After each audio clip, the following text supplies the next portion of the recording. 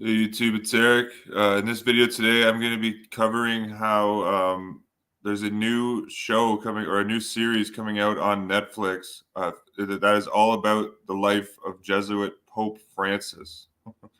And it's produced by none other than Martin Scorsese, one of the highest profile directors in Hollywood. It's very interesting too. Scorsese, of course, already did his 2016 total Jesuit propaganda movie, The Silence, which makes the Jesuits look like the victims in Japan, where they were trying to overthrow the country. And the Japanese shoguns then took defensive measures to prohibit the spread of Catholicism in the realm.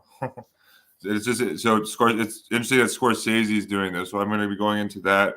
And I'm going to be going into an article that N. Goods wrote on my Jesuit World Order page, showing that Netflix is more accurately described as Romeflix, all the way back to the foundation of the company. The founder of Netflix, Mark Randolph, was a descendant of Edward Bernays, the propagandist psychologist who wrote his infamous book in 1927 called Propaganda.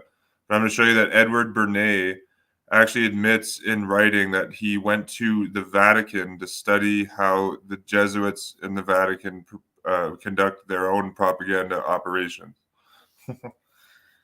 And to start though, and again, so this is, this ties into Jesuit Hollywood. Also, the Hollywood production code was written by a Jesuit priest, Daniel Aloysius Lord, S.J.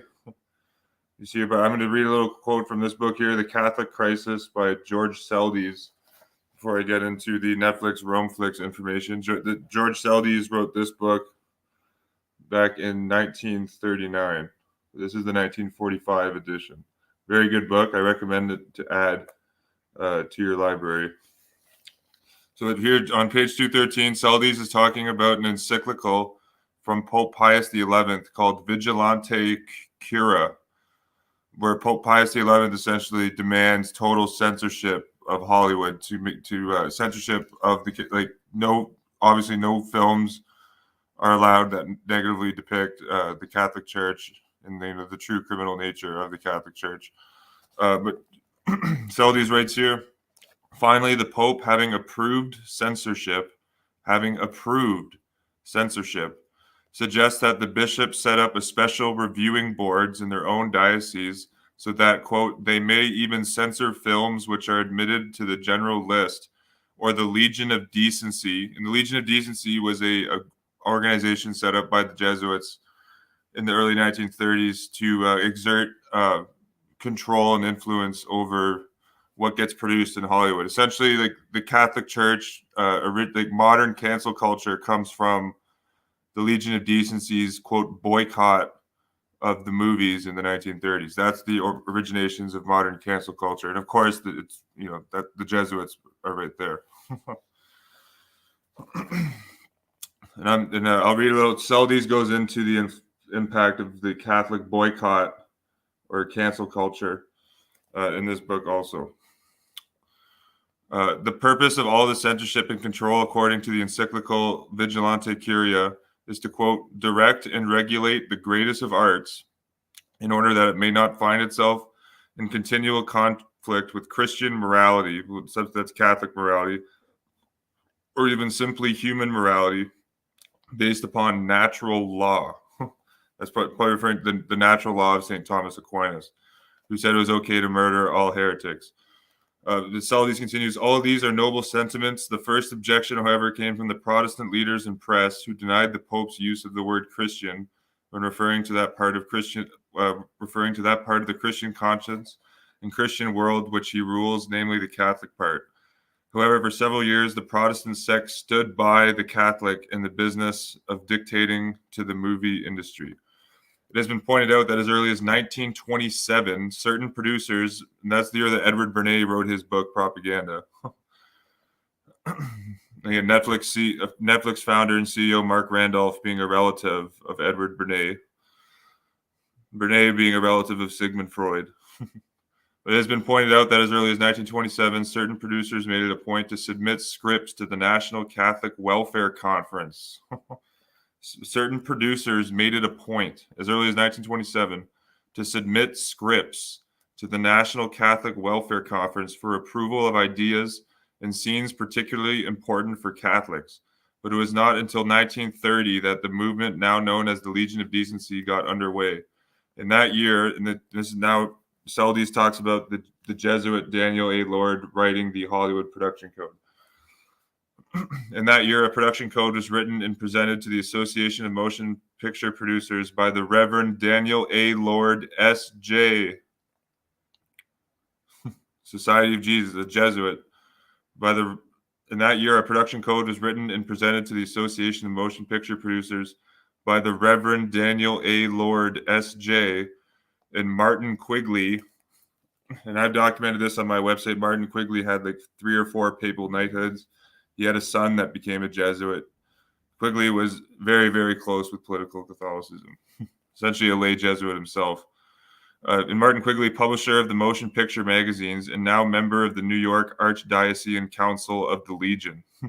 And partial analyzers of the code have remarked upon its Catholic and Jesuit viewpoint, its assumption denied by philosophers and scientists that everyone knows good from evil, what sin is, and what the quote natural law is, but the matter is not important to the present writer, as its plain statement that the motion picture, once hailed as the second or third greatest force in the world for the enlightenment and improvement of mankind, should be turned into nothing but escapist entertainment, which is precisely what has happened. That's what Netflix and all modern TV programming today is. It's escapism. It's mindless entertainment for the most part. It's very rare you actually see informative television programming in the mainstream. Here, Daniel Lord talks about now, as mentioned, how the Jesuits started the cancel culture boycott, and Daniel A. Lord drafted the motion picture code.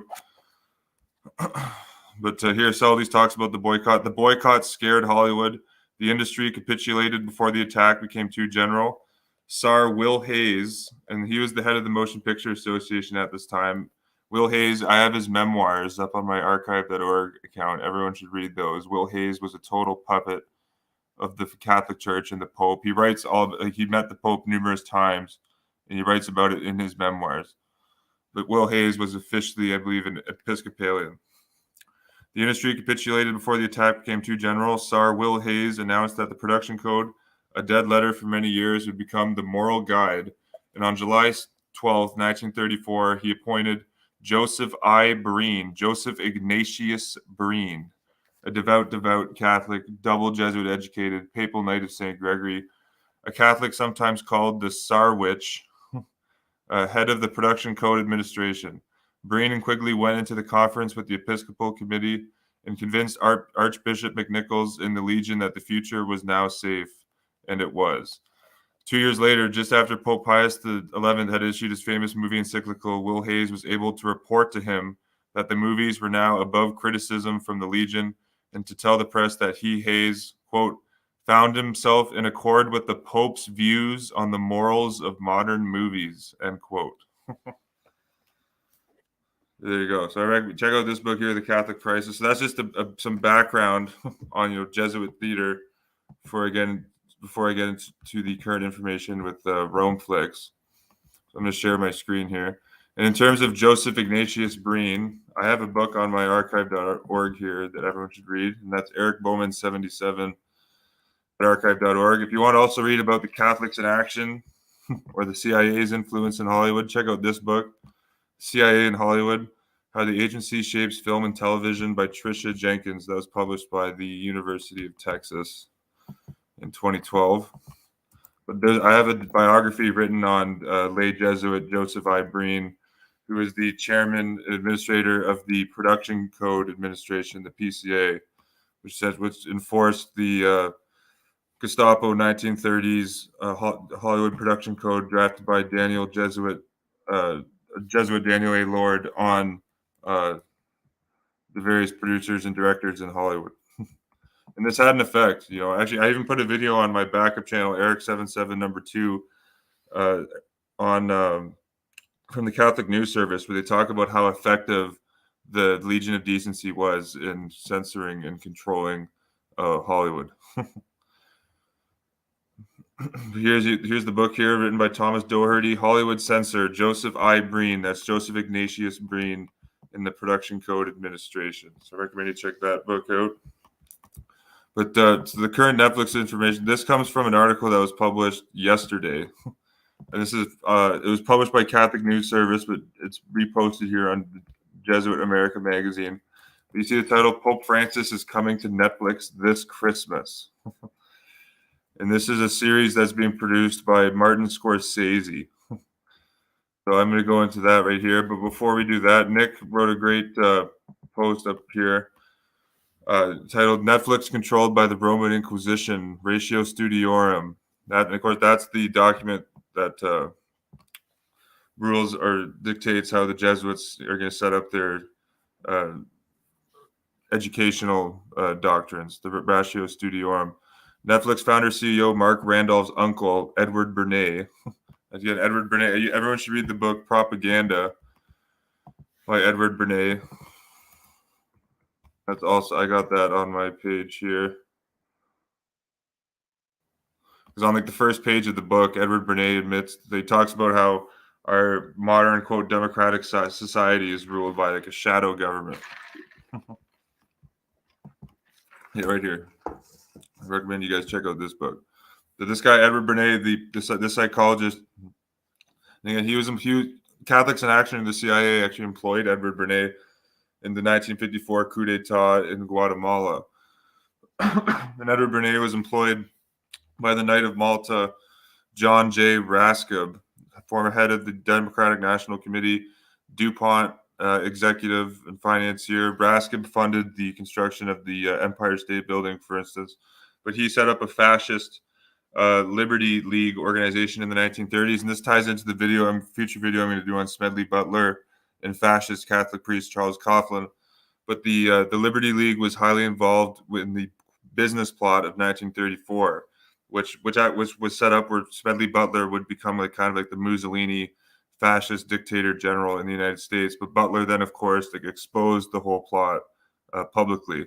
But there's then a massive media cover up, and that's why no Americans know about the business plot today, or people around the world, for that matter, don't know about that plot. But Bernays was involved with the Liberty League, that being the point there. And then this is Pope Francis. There's already numerous shows on the papacy and Pope Francis already on Romeflix. Here's one here, Pope Francis, a man of his word. Hour and 36-minute documentary. Documentary filmmaker Wim Wenders travels the world with Pope Francis, recording the controversial pontiff's humanist views in a sharply divided age. It just makes sense. This is the same Romeflix, put out that child porn movie Cuties. Just makes sense that they're, praising the Pope this much with that endorsement of child porn. Biggest child porn collection in the world is probably in the basement in the Vatican, various basements in the Vatican. But we continue here. So you see here this Romeflix. And this is a great graphic that Nick made here. It truly is Romeflix. As we see, a new special on Pope Francis coming to Netflix this Christmas.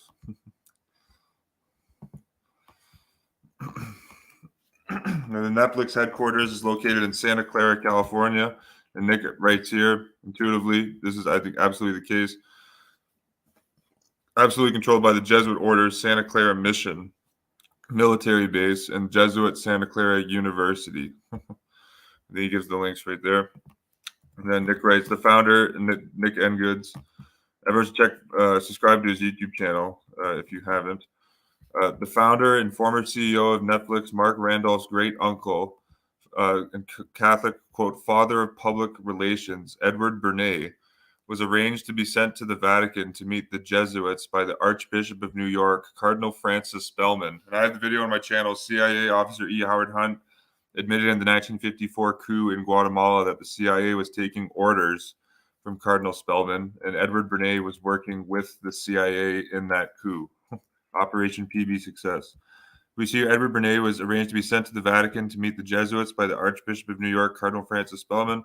to observe, study, learn, and practice how the Roman Catholic Church invented propaganda feed for the sole purpose of the propagation of the doctrine of the Catholic faith under the Roman Inquisition, reestablished by the Jesuit order in 1542 for the Jesuit counter-reformation's learning against learning.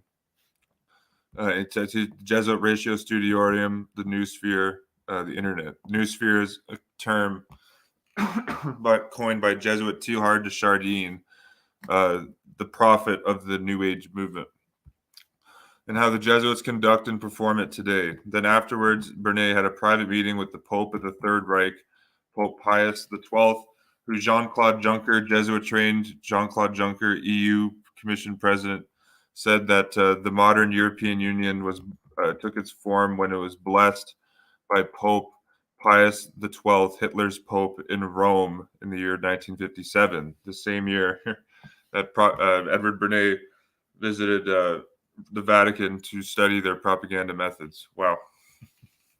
So this comes from the book here, Edward Bernays, The Biography of an Idea, The Founding Principles of Public Relations. This is a quote from Edward Bernays himself. And again, Edward Bernays, the connection to Romeflix or Netflix.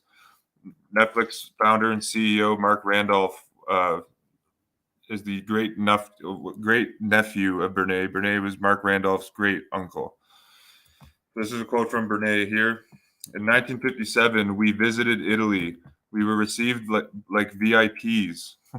In Rome, I gained insights into propaganda. Wow. And again, this is coming from the guy that wrote like the classic book Propaganda on like this field of propaganda. Everyone should read that book. You know, it's very informative. We see here, we received like VIPs. In Rome, I gained insights into propaganda. This is Edward Bernays writing here. I had asked Cardinal Spellman in New York to arrange for me to see how the Vatican conducted its propaganda. The word itself stemmed from the Church's College of Propaganda some 400 years ago. On the day of our arrival, Father Tuzek, representative to the Vatican of the National Catholic Welfare Council of the United States, telephoned us at the Grand Hotel. He had received instructions to help me. That of itself was evidence of efficient organization. Father Tuzek then arranged a lunch for us with the counselor of the Vatican. We drove with him through Roman suburbs plastered with signs urging Italians to vote communist. Communists then had about 30% of the vote and were the strongest single party in Italy. At lunch, our host, an Anglican Englishman, told us he had been for years a member of the British intelligence and foreign service. I was shown propaganda installations at the Vatican. Wow. Here we got Edward Bernays working with Jesuit operatives propagandizing Italians to vote for the Communist Party. And again, this just years before, the CIA and the Vatican were involved in the election in 1948, which was essentially like a rigged election, against the Communist Party to put the Vatican stooge, Vatican librarian Leo Gasperi as the puppet president in Italy. Jane is two-faced, playing both sides. Bernays here writes, I was shown propaganda installations at the Vatican. At a huge demonstration before the Pope in the courtyard at St. Peter's, workers from Catholic unions from many countries participated in symbolic ceremonies on a central stage. They carried out well-disciplined and coordinated dances with dynamic fervor. With 100 others, we had an audience with the Pope, that being Pius XII, Eugenio Pacelli, Pope of the Third Reich, at Castel Gandolfo. Again, that comes from Bernays' book, Biography of an Idea, The Founding Principles of Public Relations. If you want to see another very interesting quote here, this is from a Marxist philosopher, but I got this documented. Antonio Gramsci, who came up with the Long March through the institutions. But Antonio Gramsci talks about how the Jesuits' apostoleship of prayer, which is now known as Jesuit Pope Francis renamed this organization to the Pope's Worldwide Prayer Network, or PWPN. But Marxist philosopher Antonio Gramsci really writes about how the Jesuit created apostleship of prayer is, quote, undoubtedly one of the best religious propaganda organizations. I'm not making that up. I have it all documented here. It comes from a pamphlet that Gramsci wrote himself in 1924 titled The Vatican, and it's all documented here. So I recommend you check that out.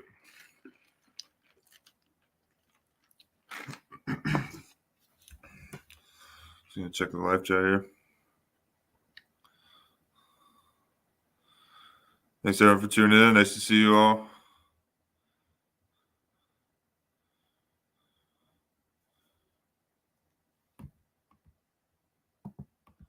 Okay, but here we got the. I'm going to continue going through Nick's article here.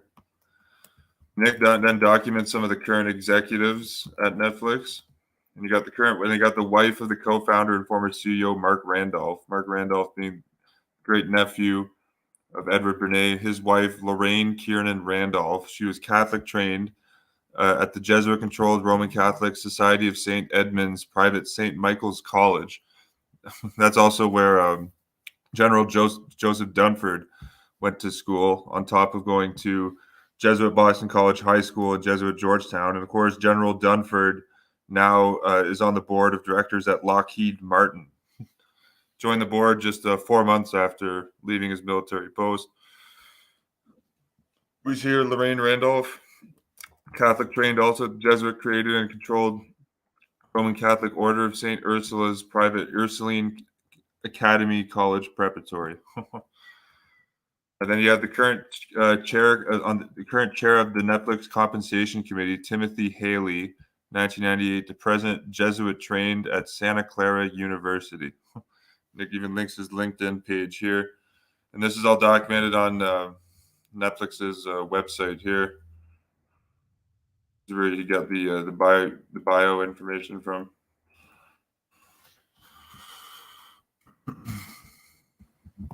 We continue here. Current Bryony Gagan, current vice president of business and legal affairs at Netflix or Romeflix, and her responsibility is, quote, she oversees business and legal affairs related to Netflix's content production. All these shows about the Pope that are being put out on Netflix. There's also the Young Pope TV show on Netflix starring Jude Law. And I know there's also there's the movie The Two Popes that had Anthony Hopkins in it. And actually, so Bryony Gagan also oversees acquisition and distribution, including for all television, feature film, nonfiction, animation, and local language programming produced in-house by Netflix's studio domestically and internationally. And she's Jesuit trained at Georgetown University. We have Allison Wright, Vice President of Talent and Human Resources at Netflix from 2013 to present. Her responsibilities are she leads HR teams supporting production, animation, and human resources, and acts as a business partner to senior leaders within the company. Allison has led HR organizations in a variety of industries, including retail, hospitality, healthcare, and entertainment. Allison Wright was Jesuit trained at the Jesuit University of San Francisco. So there you go. I recommend Nick did a video on his YouTube NGoods here, Jesuit contribution to theater and why it matters. And everyone should check out this journal article that was done by John Hopkins, of all places. But it's a very good article here, done in the 1952. The Jesuit Contribution to Theater. It was written by Henry Schnitzler. Schnitzler. John Hopkins University Press.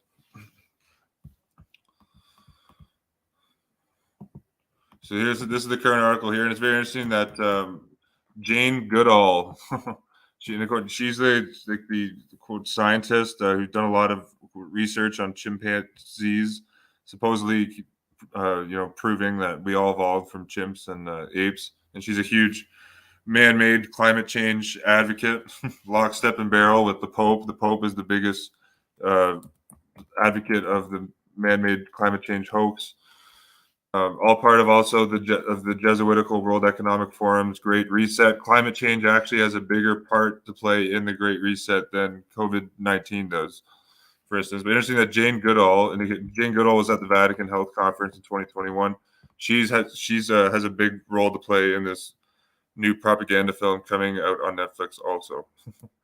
We see here, we read Pope Francis, Martin Scorsese, the director, Jane Goodall, and a group of less famous, quote, over 70s talk to young filmmakers about love.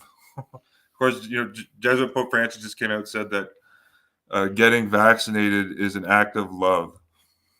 And then he said that, and then puppet Vice President Kamala Harris, who covered up for Catholic pedophiles while being the district attorney in San Francisco, also then said that getting vaccinated is an act of love.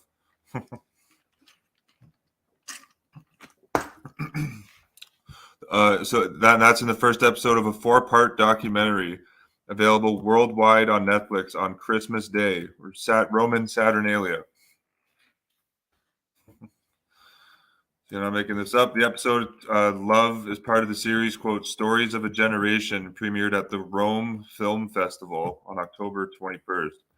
The documentary is based on the, quote, Sharing the Wisdom of Time, one of Pope Francis's books, a book in which Pope Francis called for creating, quote, an alliance between young and old people by sharing their stories.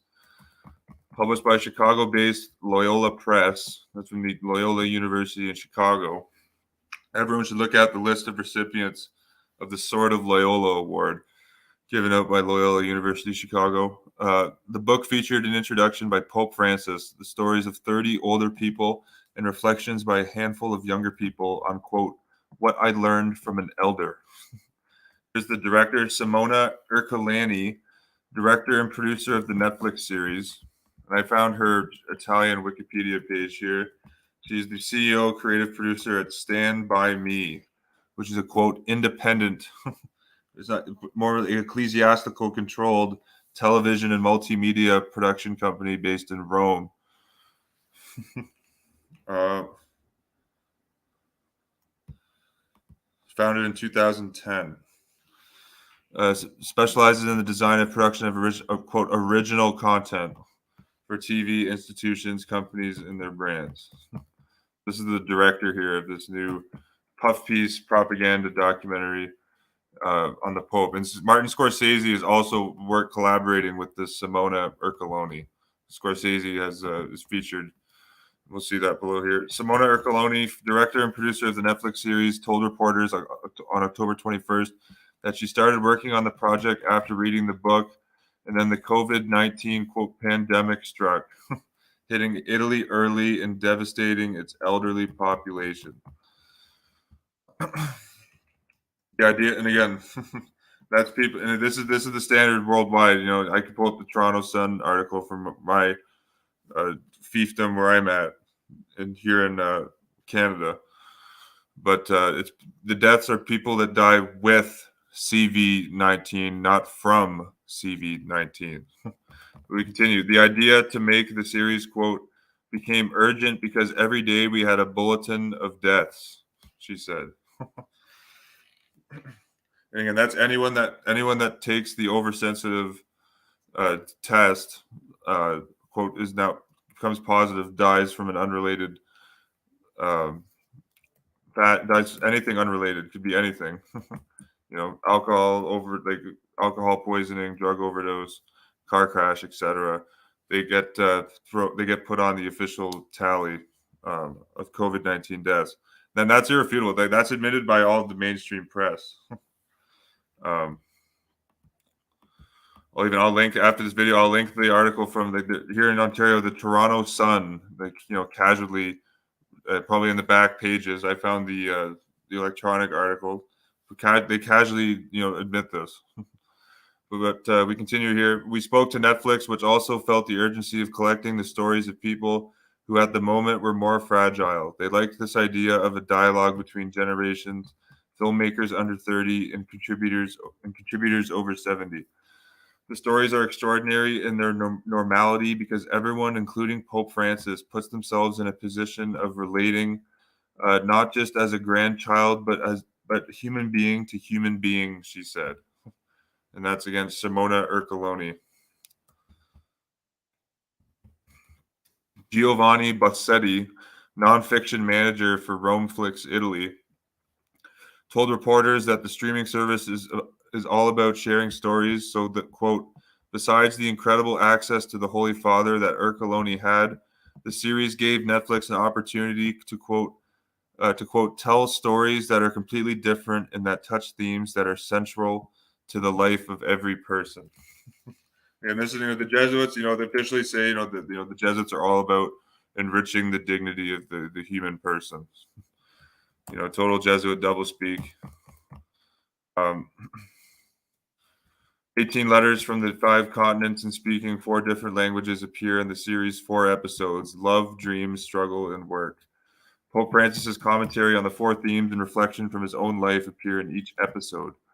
While the series is not didactic at all, Bassetti said the elders share important universal values with the young filmmakers and the viewing audience. Look at this here. For the Netflix series, Jesuit Father Antonio Sperato editor of La Civita Catholica, interviewed Pope Francis while young filmmakers interviewed the elders. Francisca Scorsese, 21, interviewed her father, the director and producer Martin Scorsese. Yeah, Scorsese. All you gotta do is watch the Scorsese's movie, The Silence, and he openly talks about Jesuit priests helped him make that movie, which makes perfect sense because it's a whitewashing of history. Here's your Jesuit Father Spadaro told reporters that Pope Francis agreed to participate in the series on the condition that he would not be, quote, the star of the project. Oh, how humble. But would simply enter into the conversation like the other elders interviewed, quote, talking about himself and his personal experiences. And this is what we get, quote from Jesuit Father Spadaro. The stars are the people like the Pope refers to as the saints next door, he said. Quote, they are normal people who are the heroes of daily life. What is love, Father? Okay, so I'm not going to, this Pope Francis gives his answer on what love is. I'm not going to read that. He's here speaking via Zoom. Jane Goodall, who I mentioned, the scientist, a big climate change fear porn advocate, and done a lot of work with chimpanzees. She went to the Climate Vatican Health Congress in 2021. But she's here speaking via Zoom. Jane Goodall, the primatologist and anthropologist, told reporters at the Rome News Conference that the film, like her Roots and Shoots program for young people, can sow much needed hope by bringing elders and young people together. Quote, to bring the wisdom of the elders alongside the passion of the youth is what it is going to take to change the world, Goodall said. Would you look at that? Netflix, full on Romeflix. Look at this. Full on documentary miniseries coming to Netflix this Christmas, or Saturnalia on Pope Francis. Wow. And again, the young Pope is on Netflix already. See here, this is about Lenny Belardo, who Jude Law stars, is elected the first American Pope, but proves to be headstrong in a troubled way that alarms the Vatican. This is already on Netflix here, the young Pope. I know Two Popes is on Netflix.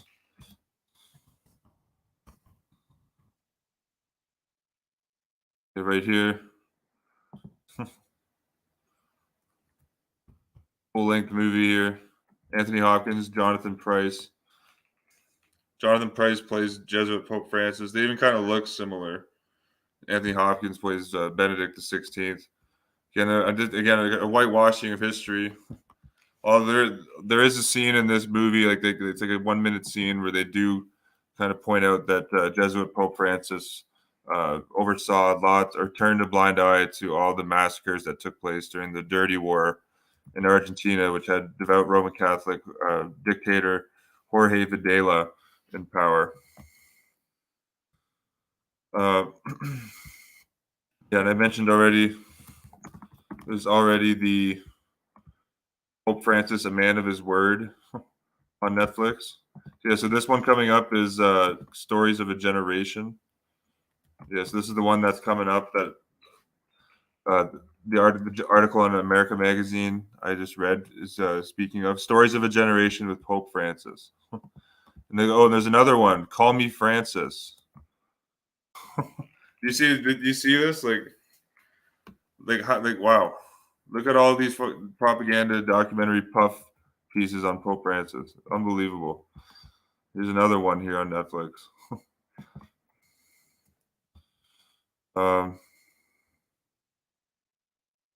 Wow. Uh,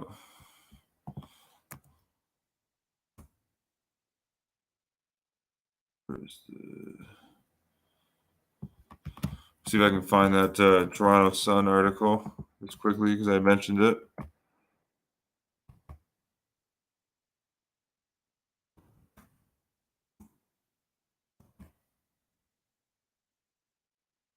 Yeah, right here. Again, this was just casually admitted. This is the same thing worldwide. You can see a video of Dr. Deborah Birx saying this, and also like every single domain. Here, Ontario death count includes people who didn't die of COVID-19, but exactly how many is unknown. Yeah, I think that's all for this one, YouTube. You see, Netflix is more accurately known as Romeflix. And and speaking on the quote, and again, I'm just going to read this. You see, during the article, you see here that this film they said was delayed due to all the quote deaths in Italy, and I just show you that's very manipulated, statistical manipulation. But Netflix, right as the quote CV-19 pandemic was starting off, Romeflix actually put out a movie called, or a film or series called Pandemic. And Bill Gates is like the hero of this series. Look at this pandemic. This was early 2020, right when all this shit was starting. Romeflix put out this Pandemic: How to Prevent an Outbreak. In this docuseries, meet the heroes on the front lines of the battle against influenza and learn about how their efforts will stop the next global outbreak. Wow. Wow.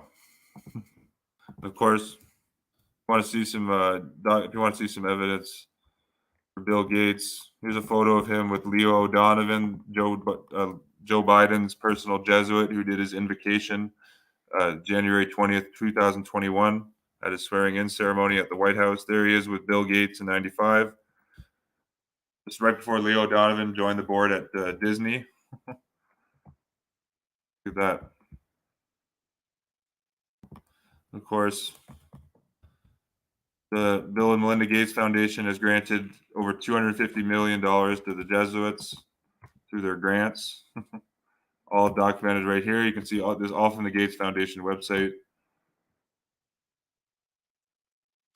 These are the grants to Jesuit Seattle University. Here's 32 million. Lots of grants to Jesuit Georgetown, of course, 79 million. All documented here. You see the point. Lengthy post, all well documented. Loyola University Chicago, 4 million. Loyola Marymount University, 3 million. Jesuit Marquette University, 2.5 million. Jesuit St. Louis University, 2.9 million. You get the point. Yeah, all from the Gates Foundation. These are Bill Gates Foundation grants. Again, in that movie on Netflix, Bill Gates is kind of like the savior in that movie, essentially. The quote, pandemic docuseries on Netflix or Romeflix. But yeah, I think that's all for this one. Peace and love, YouTube, and I'll catch you on the next video.